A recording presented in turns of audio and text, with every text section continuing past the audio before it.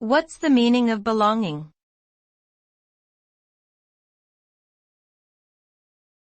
Belonging.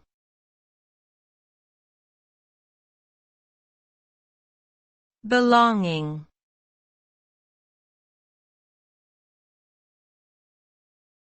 Belonging.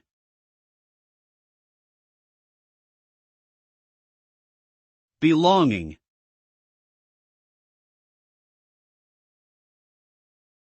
Belonging refers to a sense of connection and attachment to a particular group, community, or place.